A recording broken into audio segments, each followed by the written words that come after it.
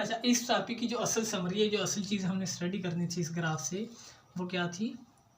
log of के और 1/e का ग्राफ है और इसकी नेगेटिव स्लोप है कुछ इस तरह से। ठीक है, इस साइड पे भी हम इसकी एक्सट्रापोलेशन कर सकते हैं और इस साइड पे ये लीनियर नहीं रहता, थोड़ा सा ऐसे डेविएशन शो करता है। तो असल चीज़ हमने रेट कांस्टेंट का रिलेशन देखना था डाइलेक्ट्रिक कांस्टेंट के साथ। तो इस ग्राफ से ये चीज़ बड़ी वाज़ेह है कि इस साइड पे जाते हुए 1/e की वैल्यू इंक्रीज हो रही है। ठीक है, मीन e की वैल्यू डिक्रीज, एप्सिलॉन इस साइड पे डिक्रीज हो रहे हैं। एप्सिलॉन डिक्रीज होगा मीन ये वाली चीज़ कम होगी तो 1/e की वैल्यू बढ़ेगी ना। तो अगर एप्सिलॉन डिक्रीज होता है तो रेट कांस्टेंट क्या हो रहा है? डिक्रीज होता जा रहा है। और इस साइड पे आते हुए एप्सिलॉन क्या हो रहा है? इंक्रीज हो रहा है। 1/e की वैल्यू कम हो रही है मीन एप्सिलॉन इंक्रीज हो रहा है। तो एप्सिलॉन के इंक्रीज होने से रेट कांस्टेंट भी बढ़ रहा है। तो इससे में क्या पता चलता है कि जो log ऑफ के है वो डायरेक्टली प्रोपोर्शनल है एप्सिलॉन की। ठीक है, मीन डाइलेक्ट्रिक कांस्टेंट के डायरेक्टली प्रोपोर्शनल है हमारा रेट ऑफ रिएक्शन या रेट कांस्टेंट या log ऑफ रेट कांस्टेंट, जो भी कह लें।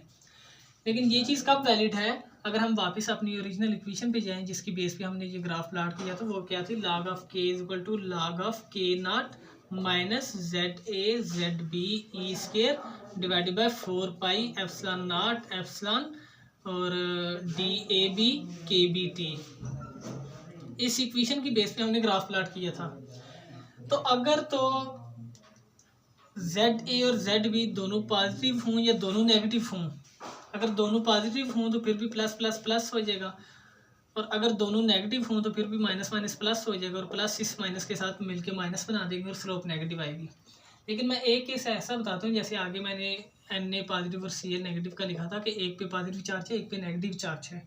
तो उस केस में क्या होगा कि सपोज इसके साथ हमारा पॉजिटिव चार्ज है, इसके साथ नेगेटिव चार्ज है, तो अब ये वाला नेगेटिव इस नेगेटिव के साथ मल्टीप्लाई होगी तो ये पॉजिटिव बना देगा। तो फिर हमारी स्लोप नेगेटिव नहीं रहेगी, फिर हमारी स्लोप क्या हो जाएगी? हमारी स्लोप फिर पॉजिटिव चली जाएगी।